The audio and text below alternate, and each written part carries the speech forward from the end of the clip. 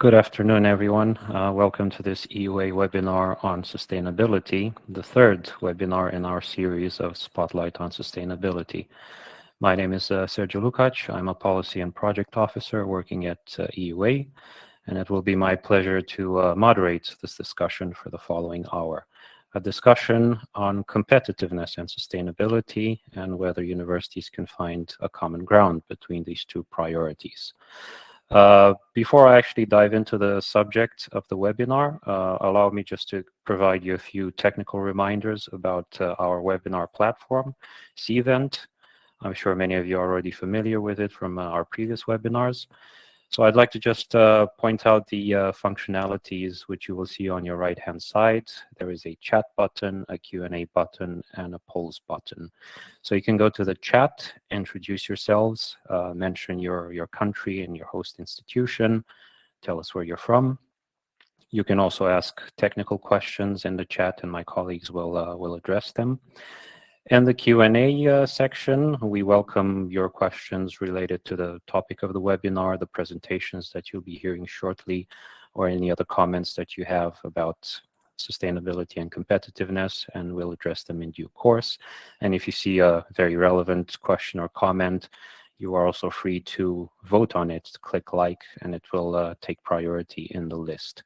Finally, the polls button is where we turn the tables on you, on the audience, and we will ask you a few questions about your experiences of working on sustainability and the various issues that you face, or the various solutions that could be developed to make your life easy as you work on sustainability.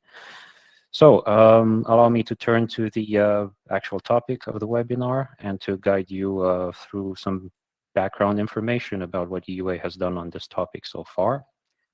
So firstly, as you may know already, since this is the third webinar in our series, the Spotlight on Sustainability is an EUA initiative which we inaugurated at our annual conference in spring this year, where we decided to take stock of what universities have achieved in regard to sustainable development goals, the UN Agenda 2030, what worked very well throughout this time since 2015, what could have been done better, and also looking forward towards the future, trying to figure out what the university sector would like to see next following this agenda.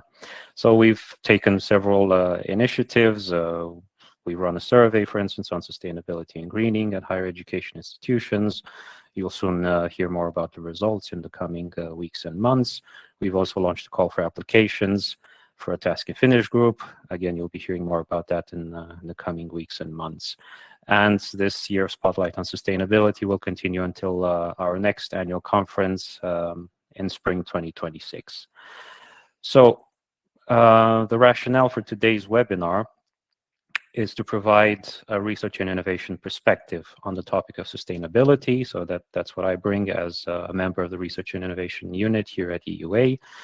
So with that, I would like to draw some connections between the topic of sustainability and firstly, the work that we've done on innovation, specifically the survey, the very first EUA survey on innovation at universities, which we ran in 2021.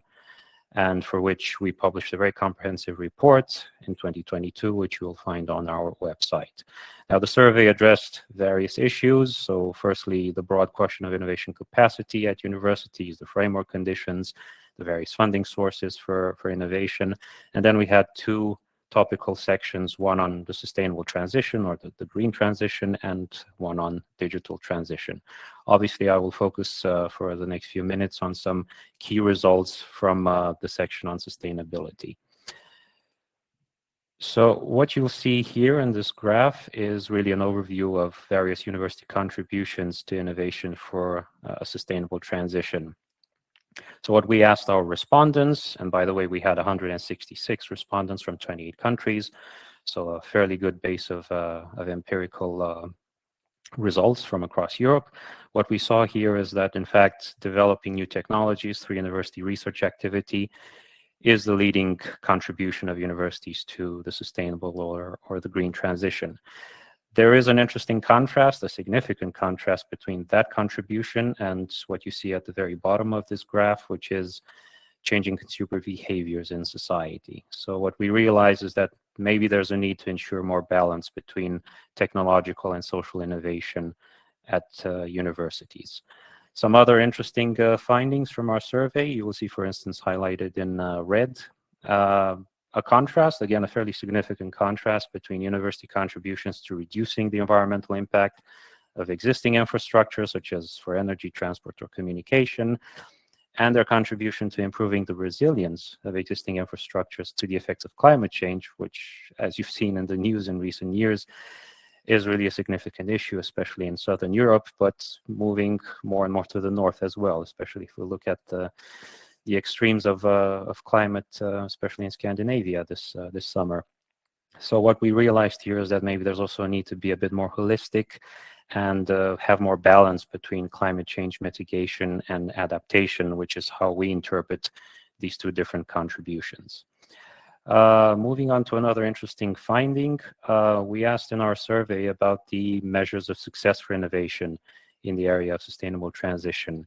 And our university respondents, very interestingly, selected a number of partnerships for sustainability-related activities as their number one measure of success, which again is very reassuring. We like to see such collaboration. It certainly is ahead of other more traditional measures of success. You will see further down, for instance, number of patent applications or nurturing the startup sector. Again, all of these measures of success are obviously important. Each of them received more than 50% of responses, but there are some interesting differences there. I should also note that number of partnerships was also the top measure of success for digital innovation, but there is an interesting difference. So you will see in the full survey report that we had a separate question on the types or the categories of partners that universities work with, both in green and in digital innovation. And we correlated the results from that question with the results from this one. And what we realized through a rather technical regression analysis, which I won't go into detail about, we realized that, in fact, respondents to this question about success measures in green transition worked predominantly with other universities. So, in fact, the number of partnerships being the highest measure of success also is correlated with the fact that universities work more with other universities or other research organizations to achieve green innovation, whereas on digital innovation, they work more closely with SMEs.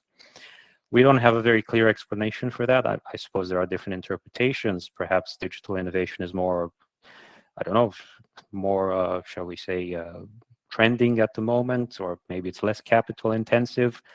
There could also be an explanation regarding the fact that many universities are public institutions. Maybe there are different requirements of infrastructures, of public spending, of collaboration with public administrations, or maybe there's just a case of having more peer-to-peer learning on green innovation between universities. In any case, this is something to keep in mind as we explore the topic of competitiveness. How could we achieve more cross-sectoral partnerships on green innovation between universities and, say, industry or civil society or other partners? Just a few more slides from my side. So based on these results and our other findings on the topic of sustainability, in 2022, we developed University Vision for the European Green Deal, which was basically our response to the European Commission's initiative to make Europe the first climate neutral continent in the coming decades. And we acknowledge that the Green Deal is indeed a very good, very comprehensive policy framework to integrate universities' different contributions to the green transition.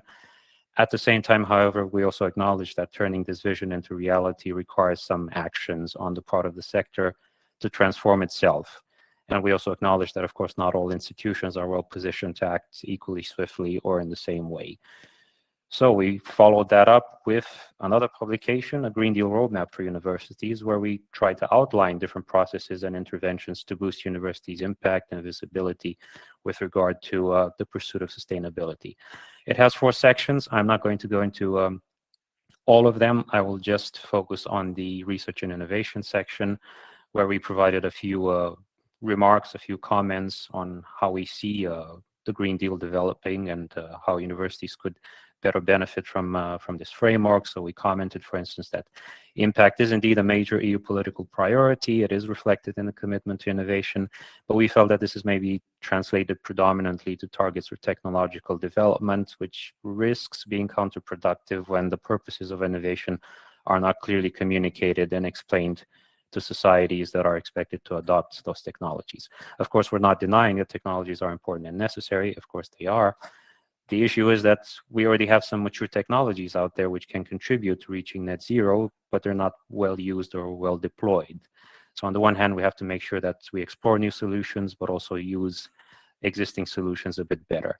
Finally, a comment on the framework program for R&I, Horizon Europe. We noticed that maybe there is a perpetual quest to identify and scale up successful pilots without really clarifying why other pilots were not so successful and how they could have been improved with extra time, more support, or just maybe more openness to risk-taking, in order to not have a cycle of narrower funding calls that build selectively only on what was achieved, bearing in mind that the solutions that we achieve may be good, but maybe are not necessarily the best. So we should always keep in mind that the legacy of success is always partial. So that's it from my side in terms of background. You can read all these documents on our website. They're all public. And I would like to turn to our speaker lineup.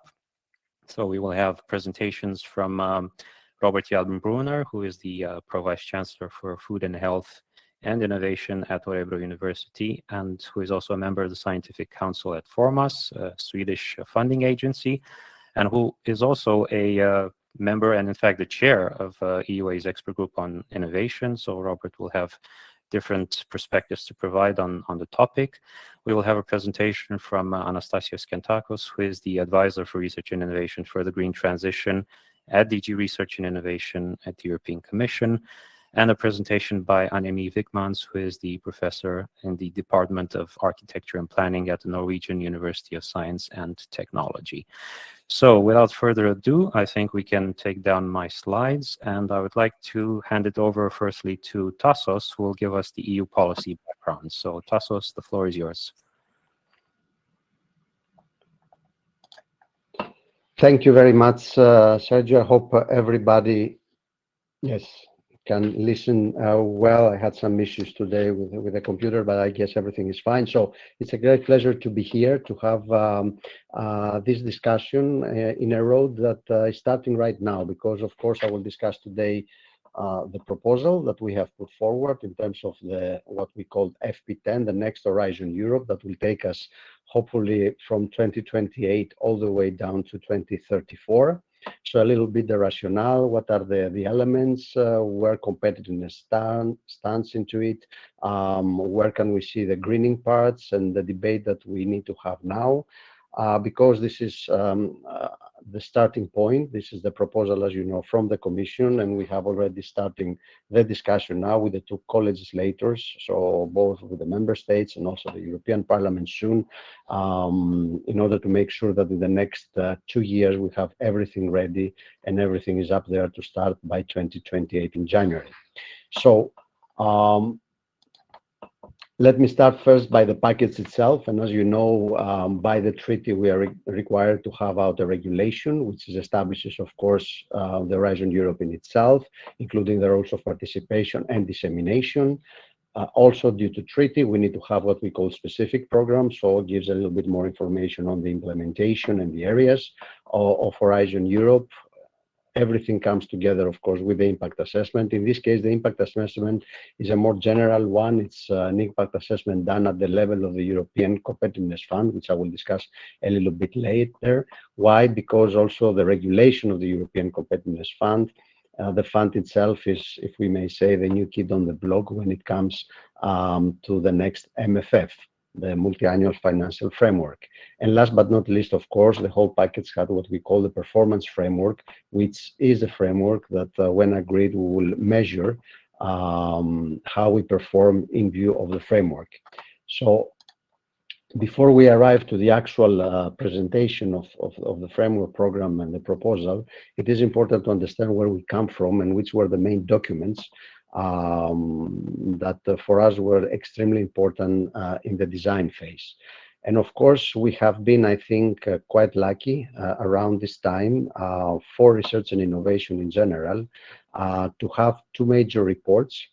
Three reports have been influential. I think the Draghi report and the Letta report has been extremely helpful to us because they managed to bring the research and innovation component relatively high in the political agenda before we start any design here inside the house. And of course, we had the Hato report, which is a report that traditionally comes from DGRTD, which is the interim evaluation of the current framework program with, of course, recommendation for the next one. Now, all these reports somehow find their way in the main document, in the political document that comes out of the European Commission, and this is the Competitiveness Compass, which I guess everybody have seen. And what is important here is to realize that it is built around what we call transformational imperatives, three of them. The goal is competitiveness. We can discuss it later on, but you will see there is a broad definition of competitiveness here. So we have the three transformational imperatives, but also it's important on how we are going to do them. And these are the five, what we call enablers that you see also in the slide. So we are focusing on closing the innovation gap. I think this is very good news for the whole research and innovation community to be so high up in the political agenda. This has not been always the case in the past. The second one is decarbonization and the competitiveness argument. And last but not least, the third one is how we are going to reduce excessive dependencies and increasing security in the European Union.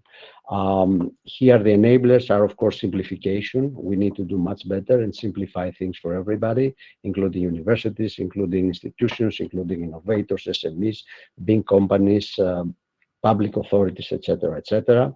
The single market is the imperative. If we are not moving closer to this single market objectives, I think we are going to miss the train in a world that is moving very, very fast. Obviously, we need to see how we are going to finance in more creative ways and substantive this competitiveness argument and the actions. Skills and quality of jobs is extremely important. And last but not least, we won't succeed on anything if we are not going to coordinate amongst ourselves, that is the Commission, the member states, but also the private sector. This is where we are missing a lot of energy right now, and we are not so impactful, or at least to the level that we should be.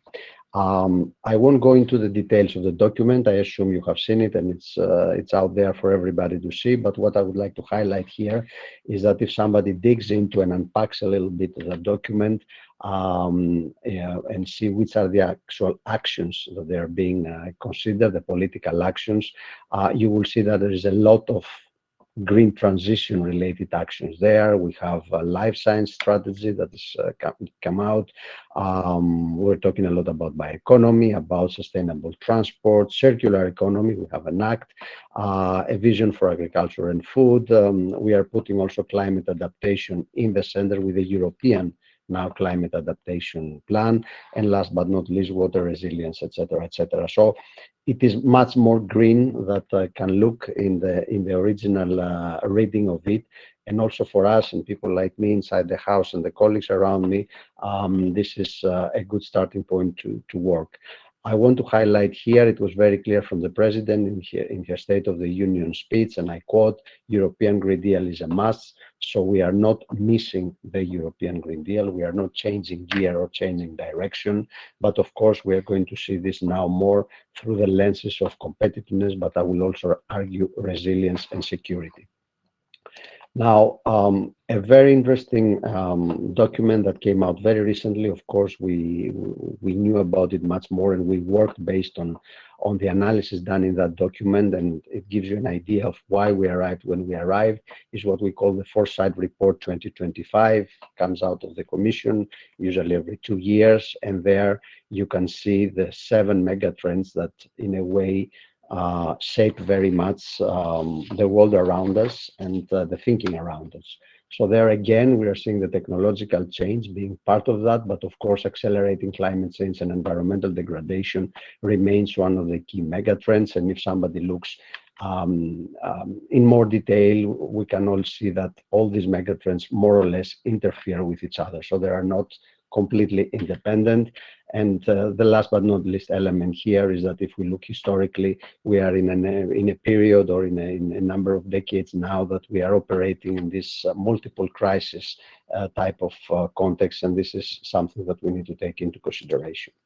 So based on all this, we have the European Commission has designed what we call the European Competitiveness Fund in order to respond to the previous document. I said that before. And the reason here I'm putting this Competitiveness Fund is very simple, that it has a particular link with the Horizon Europe. So the Horizon Europe is a program which is standalone.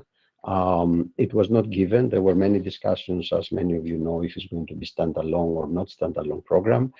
We managed to have that, and we think still it is the right decision to do to move forward. However, you will see this dotted lines there, and the dotted lines in the European Competitiveness Fund correspond to a dotted line, as you will see in the Pillar 2 of the Horizon Europe, which I will go a bit in detail later on. And why we have this connection there, simply because the Pillar 2, which is called Competitiveness and Society, will be directly linked or closely linked, as we tend to say here, with the 4 policy windows of the European Competitiveness Fund. So the green transition and industrial decarbonization, the digital leadership, health, biotech, agriculture and bioeconomy, and resilience, security, defense, industry and space. These are the 4 policy windows. And for those policy windows under the Competitiveness Fund, we are going to link the Horizon Europe. And the main idea here is that those 2 elements, so there is the science and research part of things that we are mostly do in the Horizon, and innovation up to a certain point, are designed in accordance and together with what is happening in the European Competitiveness Fund. So when we are moving higher up in terms of demonstration, in terms of adoption of technologies, in terms of manufacturing, so when many of the market things are happening, we want to make sure that those 2 areas are in connection with each other and are not living separate lives. So that's a little bit the main idea behind those 2 parts. And here we go further into the structure of the proposal of the new Horizon Europe. And as you will see, we opted for a kind of an evolution, not a revolution. You will see 4 pillars here. Many of the elements that you are seeing here are elements that are existing today in the current Horizon Europe. So you will have the first pillar, the excellent science, when you have the ERC, the Marie Sklodowska-Curie actions, and then the whole so-called science for EU policies, JRC and others, for example, are there. Then you have the pillar 2 that I explained before, and you see there it has 2 parts. The competitiveness part is identical in terms of titles to the 4 windows of the Competitiveness Fund. And then we have a society, as we call it, part. There you have global societal challenges, you have the EU missions, which we are going to continue supporting at least till 2030, and last but not least, the new European Bauhaus facility. Then in Pillar 2, we are moving to the European Innovation Council, and then, of course, actions related to innovation ecosystems and the knowledge triangle. And last but not least, we have now as Pillar 4, so it is much more, let's say, evident in the current design compared to the past, the so-called ERA policies, the research and technology infrastructures, but also actions around widening participation and spreading of excellence. So this is a little bit how the structure looks like. And as I said again, the Competitiveness Fund is designed in a way which what we call it is consistent with the European Competitiveness Fund. Here a little bit the budget, so get the first approximation on how we see things. Again, lion's share comes here to the competitiveness and society part with 76 almost billion, 38.8 goes to the innovation, 44.1 to the excellent science, and then here we are really beefing up quite a lot, in particular the ERC, but also the Marie Sklodowska-Curie actions, and last but not least, the European research area that gets 16.2 billion. So this is the proposal right now, of course, from our side on the budget, and all this is to be discussed with the member states and the European Parliament. Now, if we zoom just for an example in the Pillar 2 and the competitiveness and society, there you get also an idea of how things are being divided or proposed to be divided, and the 75.9 billion.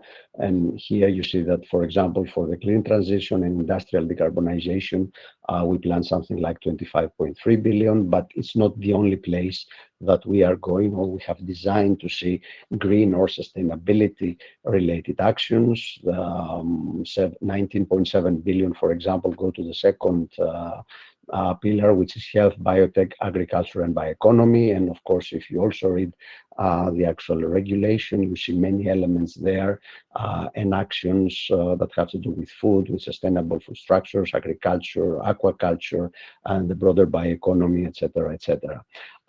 We should also consider that areas or actions that they can also contribute to sustainability and the green transition will be found, not at the same extent, but still will be found even in the digital leadership part, because many of these technologies, the general purpose technologies like artificial intelligence, for example, are expected to deliver also for the green transition. And also the last part, the resilience, security, defense industry, and space. There, for example, Earth observation, this is the natural place to find that activity. So green things will happen not only in the particular clean transition and industrial decarbonization pillar, but in many other areas. That was the message I would like to bring forward. And of course, we have 7.6 billion of what we call society before, and under this you will see global societal challenges. So a lot of SSH research, for example, will find its way there. There we're going to have the EU missions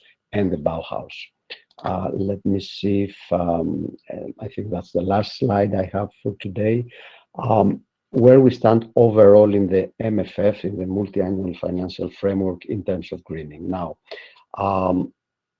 we also had a lot of debate, and we were also on the waiting list to find out how the greening part will look in the next MFF, given the whole discussion or the rumors around how competitiveness will be interpreted. Now, I think it's good news that, first of all, as I said, the Green Deal is here to stay. This has been now highlighted by the President and the new College of the Commission. We have now what we call a green target, so a target which incorporates climate, biodiversity, but also other elements like water, marine pollution prevention, for example, and circular economy, because we see this as a package. And this target now goes to 35%. So from the 30% that we had for the whole MFF, we are moving this target now to the 35% for all what we call green areas. You will see, of course, that this 35% is going to be achieved differently depending the different programs. So for Horizon Europe, we are scaling up actually. We're going to 40%. As you know, for climate and biodiversity today, for climate, sorry, we have 35%. We try to reach 10% on biodiversity at the very part of the program. So now we have a 40% target vis-a-vis the 35% overall. So we have to overshoot a little bit of the general 35% target. Other programs, for example, like the Connective Europe Facility, 70%, and that also I think makes a lot of sense because all the new infrastructure that needs to happen in Europe needs to have a very strong green element as well. So I think we are in a good space when it comes to the green part, but we have to see and understand that under the new realities, we need to be smart enough to have also smart interpretation of what green means and how we link it to competitiveness. And I will close with that because I think that is already my last slide, is that sometimes the dichotomies that we are bringing ourselves, is it competitiveness or is it green, or these are false dichotomies. I remember a few years ago, Vice President Timmermans says that the green transition is not going to happen at all if it's not a fair transition. And I think that was a very good comment. I will add to that today that the green transition is not going to happen if we don't have a very strong economic argument about it, if we don't have a very strong argument about the well-being of the citizens, if we don't have a strong argument about the links to security. So on top of the environmental element, we need to bring in the narrative or the other elements. And then moving forward, I think we have a good starting base to really actually move from the design in the implementation of the next framework program. So I will stop here. I see Sergio is looking at me already, straightforward. So thank you very much, and I'm happy to be there for in the discussion later on. Sergio, back to you. Thank you very much.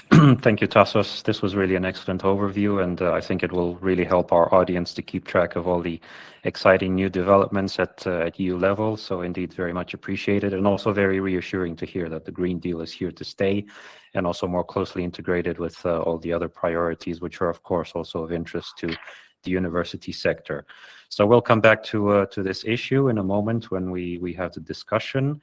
So since I already see a few questions in the Q&A about the slides, so indeed the slides will be available to our audience right after the event, so we'll upload them to the platform and to our website, and the recording will also be available in case anybody wants to come back to watch it. So yeah, rest assured you will have access to all the materials. So allow me now to hand the floor to Annemie. As you've already heard, the Bauhaus and the missions are still very much important in the grand scheme of EU policy, and Annemie has a lot of experience and insights to share with us from those activities. So Annemie, please go ahead. Thank you. I have to say my perspective is going to be a little bit different from the big structures that we've just seen. So this is more of a bottom-up approach on what we do on the ground, but I think the messages are fairly similar. I very much liked in the previous presentation the avoiding the false dichotomy. So competitiveness, sustainability, resilience, security are all part of one package. And Sergio, I think the partnerships that you presented as number one answer. So I'm also going to talk a lot about those, not with other universities necessarily, but with a lot of other societal actors. So as a starting point for my presentations, I wanted to show you some main points that we've learned and on the role that we take as a university, the Norwegian University of Science and Technology in Trondheim in Norway, how we work around these topics very concretely in projects in education and innovation. And in order to make it more concrete, then I wanted to use one recent project, a Horizon Europe funded project funded by the missions in cooperation with New European Bauhaus as an example of how this plays out on the ground. And the project I'm going to use then is NEBSTAR, so New European Bauhaus Stavanger. It's one of the very first New European Bauhaus projects, the NEB Lighthouses, and it was funded by the city's mission. And in order to save time, in case I would run short of time at the end, I'm just going to show you the list of how we think that competitiveness and sustainability are joining forces in our work, and how this is driven by missions, by New European Bauhaus, by Sustainable Development Goals. I start with the list and then I'll show you the examples. So in our work as a university, of course, yes, we do research, education, innovation, and we find that missions, New European Bauhaus, and Sustainable Development Goals also help us to align these. So it's not one or the other, but how they can intersect and how they can strengthen each other. And we see that this also invites for a new role of a university. So it's not only then the education, the research,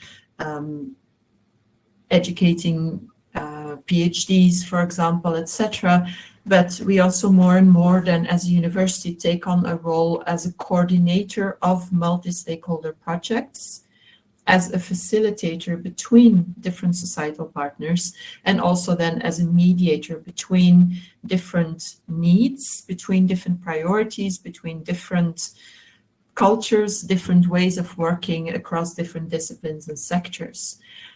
So we are both generating new cooperations and we are coordinating and facilitating their successful cooperation. And we find then that a university is quite well suited for this, because we represent, in a way, neutral ground. So we represent a space for public, private sectors, culture, for academia, of course, local communities, etc., to come together and to experiment with innovation in a way that they couldn't do in a regular setting. So we provide a kind of living lab, a space where it's possible for them to work outside of their usual routines. Of course, based on this, we also build long-term partnerships, which was also the number one in your poll. And then we build this shared purpose, and there, so it's, yes, sustainability, competitiveness are important, security, inclusion, so a fair transition, but also beauty and creativity, so attractiveness, working with people's emotion helps to be part of the transition.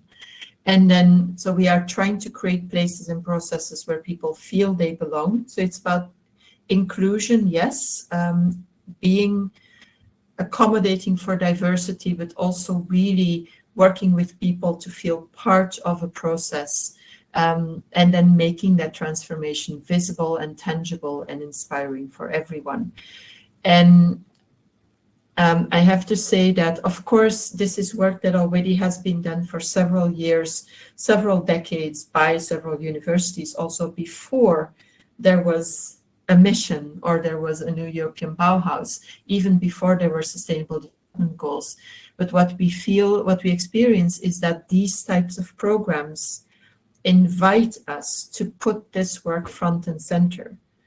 In a lot of other programs, so they are maybe more technology driven. You have technology readiness levels. You have it's more product-based innovations or service-based innovations, and then all of this transdisciplinary work, even then education, etc., kind of needs to be hidden underneath.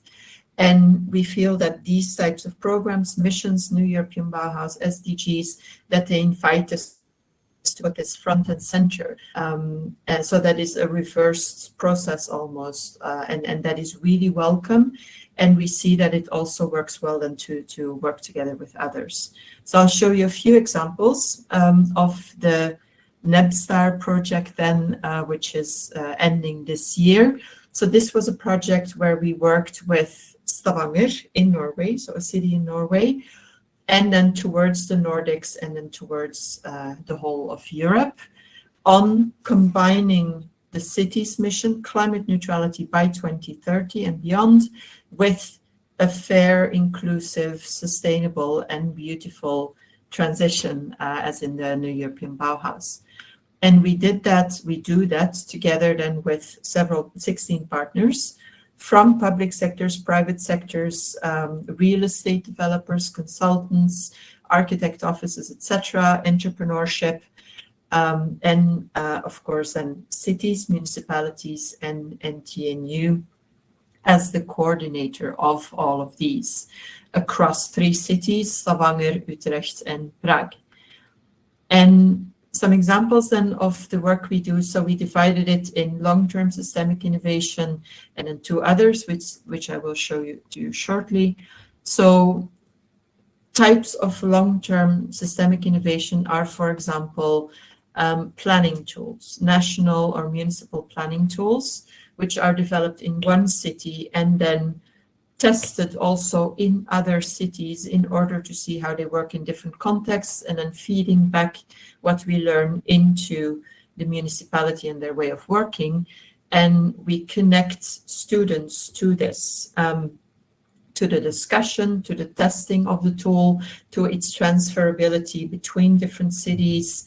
We also had, in this case, students from the University of Delft in the Netherlands traveling to Stavanger in order to work with their peers in Stavanger on these types of topics, on testing the method and the tool there. So this is of course public sector, the municipalities working then together with with the students and also with private sector, with real estate developers to make this tool a reality in practice. We also have, for example, a national innovation program called Future Build, where so this is about circular, regenerative, bio-based materials, zero energy, of course, etc., etc. So a renewal of the building sector, ideally also not building new, but reusing infrastructures that already exist. Also there again, so it's a national program, it's specific building experiments in the different cities, and it includes both the real estate developers, the property owners, and students in working with this and testing what this can be. Again, a very good cooperation. And you see also for each of those examples, then we have, I know because we were going to share the slides. So for each of those, you also see briefly who was involved, what it is about, how it could help or what we learned, and then links also to relevant reports or other resources that are available online. So we have several of those long-term systemic innovations. We also have some very concrete physical innovations, transformations. For example, then again, as both competitiveness and sustainability, architect office, chamber of commerce, property owner, real estate developer working together with the municipality, with students then on creating like how to regenerate an entire district. So city impact districts, public-private partnerships, public-private people partnerships to see how an area of the city can be regenerated, how we can use existing infrastructures and use them, repurpose them for something that is a good fit with the local community, and of course also profitable for private sector, for the property owner, the architects, etc. So also they're working together, involving the students in this work, involving the university, both so for individual students, for individual courses, but also as a kind of institutionalized way of working for the university to connect with these type of partners. Building structures also here, this was an example then how students work together with architect offices, with the local property owner to source materials, to design a structure, and then of course also to actually build it. And to use this then as a meeting space, working together with the property owner in order to secure the space for this, and then to make sure that it can stay for a long period of time. And to close then also some examples of tools, so that again, not dichotomy, but just it can be beautiful and inclusive and sustainable and resilient and secure all at the same time, and competitive, of course. So some examples of these tools are then, so we had some interactive art. This was a Prague example then. So city data related to mobility, related to noise, etc., are gathered and then transformed in a visual piece of art. And students or entrepreneurs can then work with this data also to develop new services, new businesses. They can also select particular parts of data in order to show and make it visible how, for example, density affects people, experience of an environment, etc., etc. So also there again, it's a cooperation between public and private sectors and students and local communities. And also this piece of interactive art with data, etc., has also then traveled between the different cities so that it could be tested in different settings with different types of students. And then a last example, also youth entrepreneurs. So it's not just university students, but also before. So from primary, secondary school to make kids and youth interested in this type of profession, this type of career in the near future. Very specifically for Stavanger, to show that perhaps oil and gas, the typical traditional career in Stavanger would be oil and gas. So to show that in the construction sector, in this line of work, there is a lot of opportunity, and indeed it is possible to connect competitiveness and sustainability in solutions, in business models, in new types of partnerships.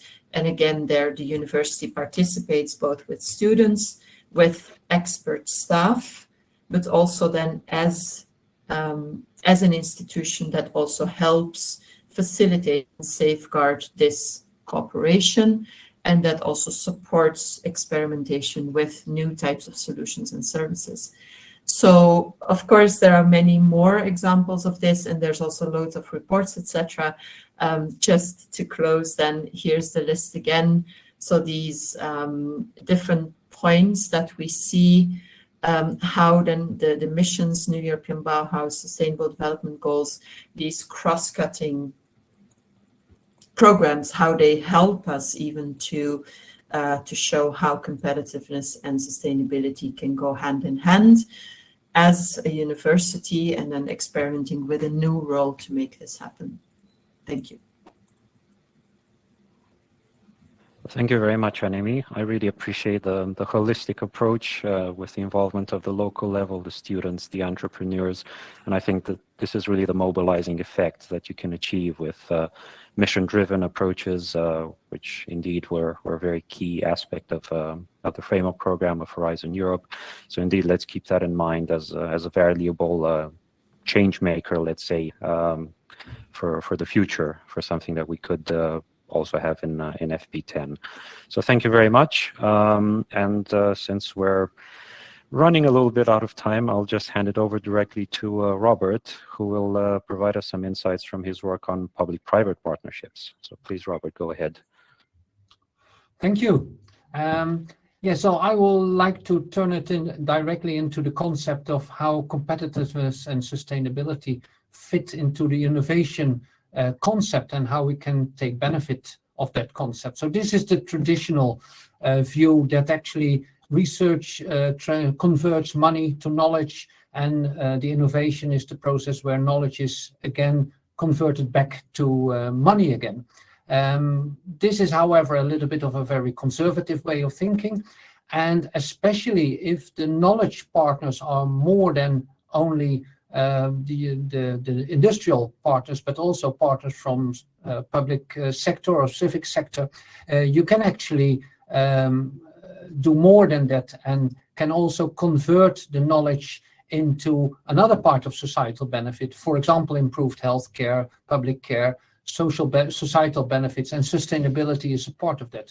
My experience of previous public-private partnerships where only industry was involved is that this part, the blue arrow, is actually less focused on, well, if you have partners from the beginning representing public sector and civic sector, you get much more transition from and conversion from knowledge to societal benefit, and also part of the sustainability. And that one, I would like to give an example of a recently established research center, national research center, which is called PEN Sweden, or Plant-Based Proteins for Health and Wellbeing. That was based on a call 2020 from the Swedish Research Council for Sustainable Development, and it was a call within the heading of Research Centers for Sustainability and Competitiveness in the Food System. So already there, FORMOS, which is the Swedish Council for Sustainable Development,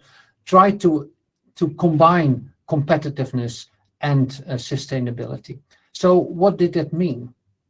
It meant actually that this consortium, this had partners from both the public sector as well as many from the industrial sector, and many universities from Sweden as well, and even the non-academic research institutes.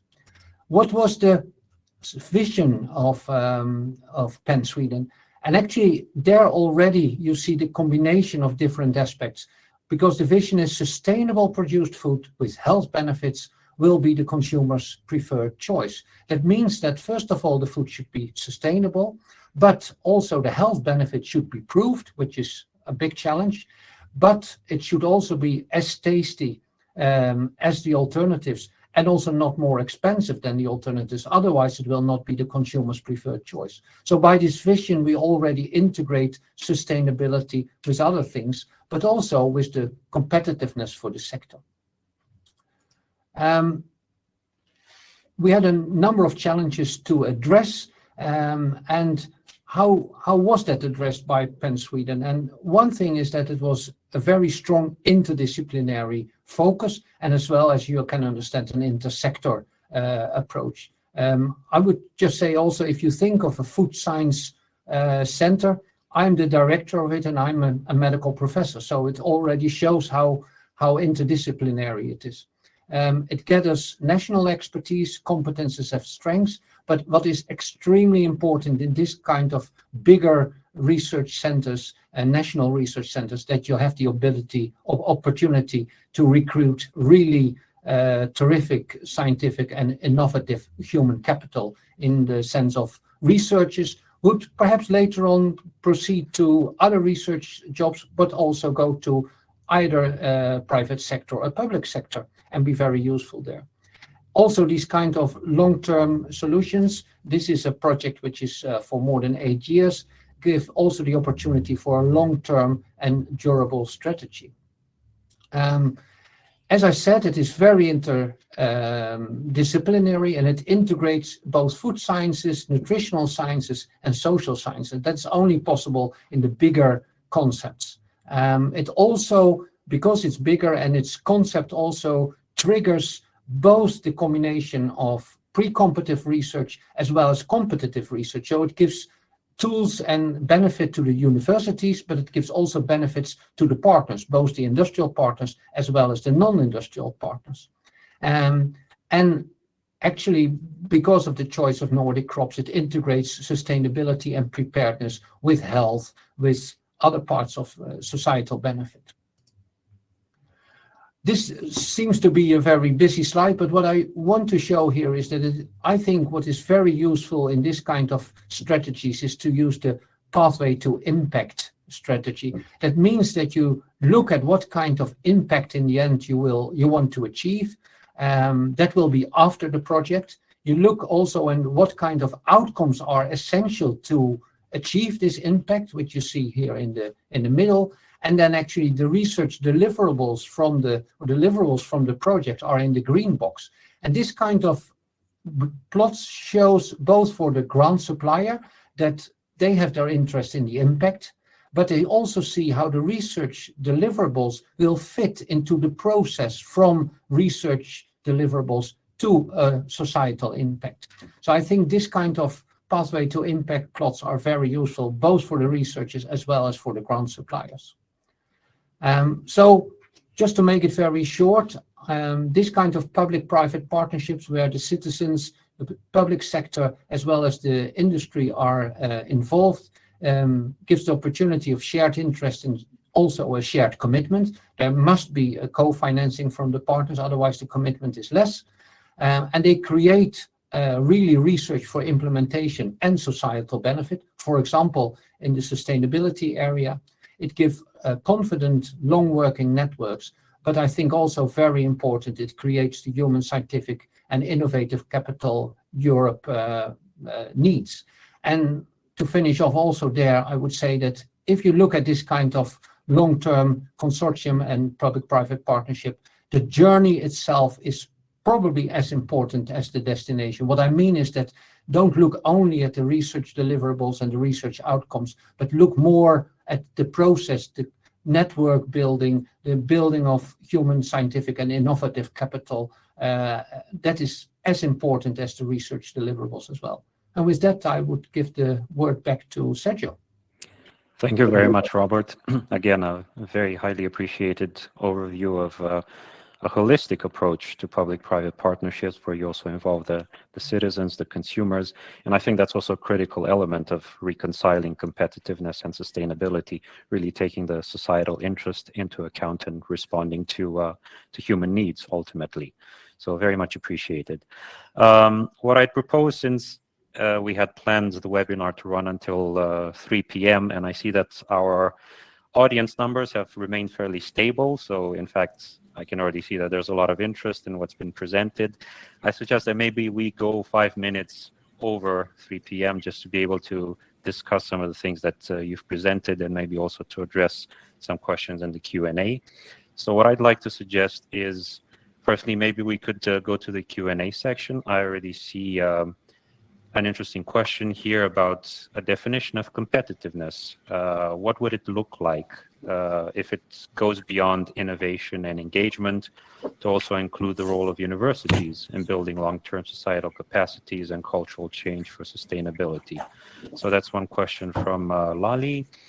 And another question from Ushka is, how can universities best contribute to shifting the economic model towards one that is less material intensive, both in production and in consumption?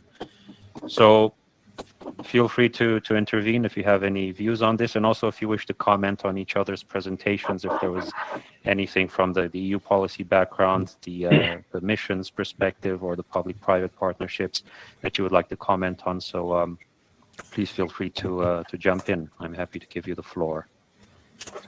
I would like to react on the competitiveness, because I think competitiveness in the industrial sector is different from competitiveness in the university or in the research setting. What I mean is that I like to say to my researchers that research is not elite sports.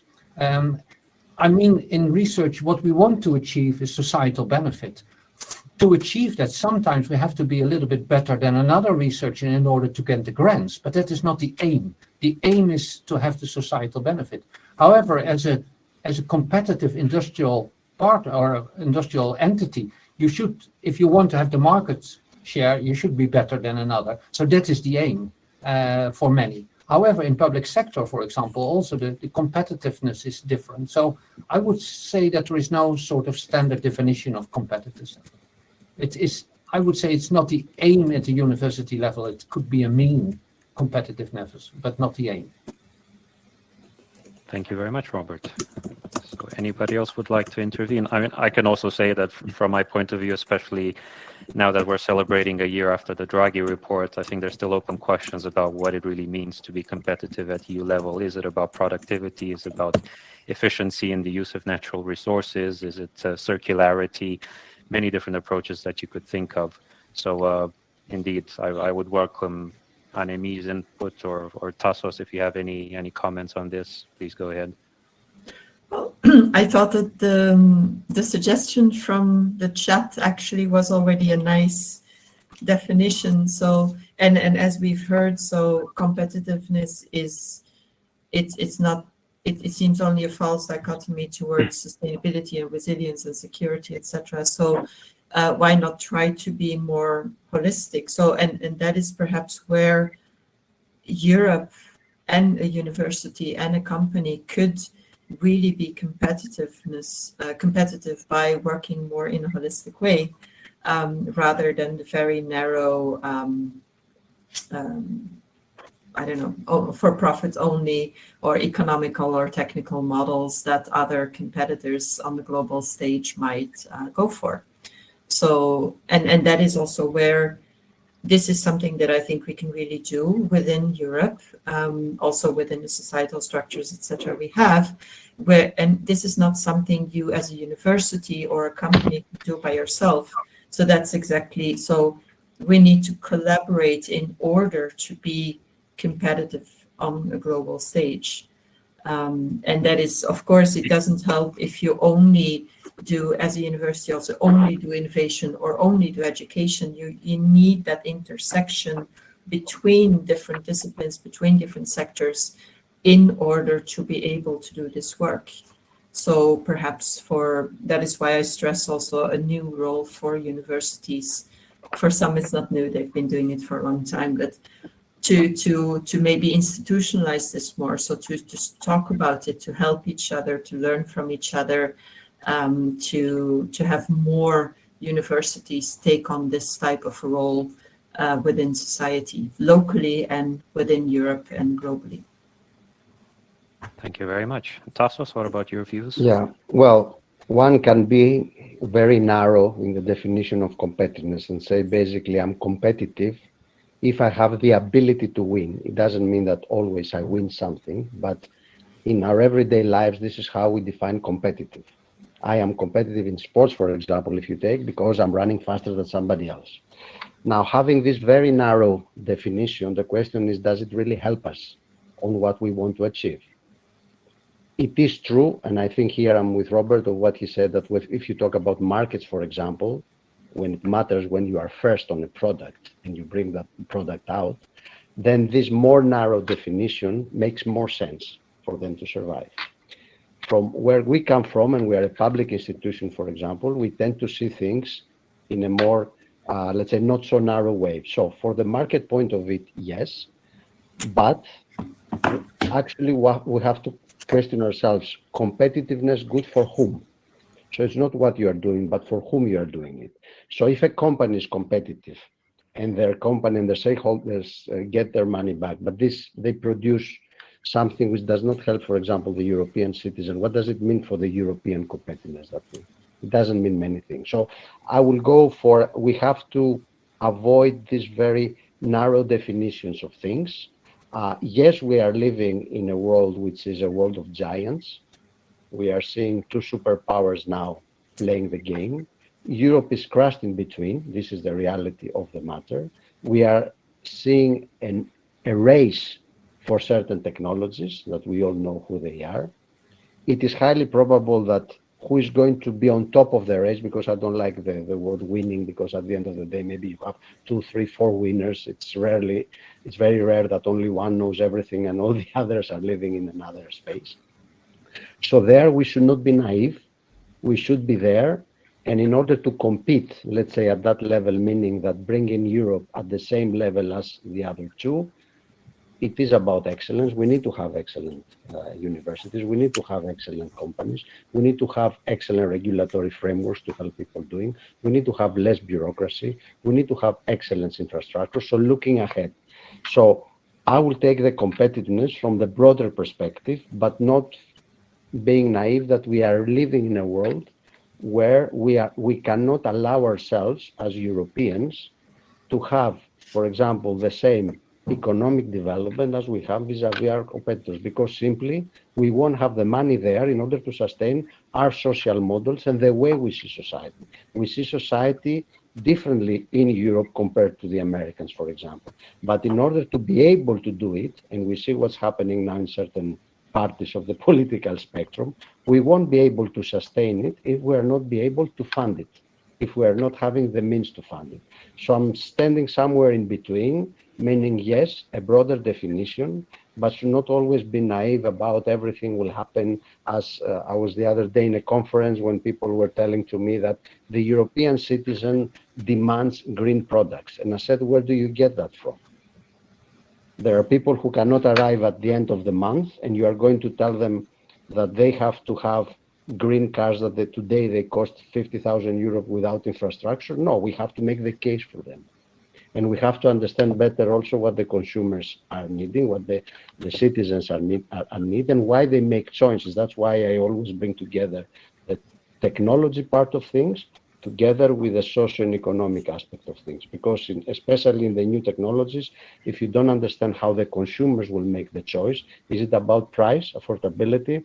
Is it about equal or superior quality or service? Is it about values? Is it about accessibility? Everybody has their own measurements to do these things. So I will say that we are living in a period when this competitiveness now takes front space. This is the reality of the matter, but narrow it down and say simply it's good for the market and automatically it's good for everybody else is not the right way. I will go for a more expanded notion. And that's why in the European Union, if you see right now, we are talking about competitiveness, but at the same ground and in conjunction to this, we are talking about well-being, we're talking about the resilience, and we are talking about security, because these are elements which are equally important as competitiveness as well.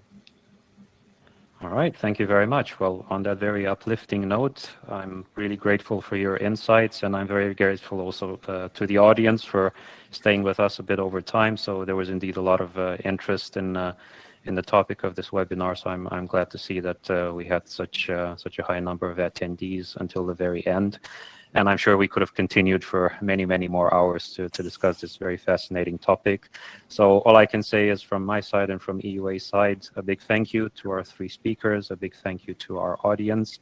Like I said, the year of Spotlight on Sustainability will continue at EUA until next spring. So stay tuned for further updates via social media, via our monthly newsletter. There will be more webinars in this series, as well as publications and other activities in the coming months. So thank you once again, and have a nice afternoon, everybody. Goodbye. Thank you. Thank you. Bye-bye. Thank you.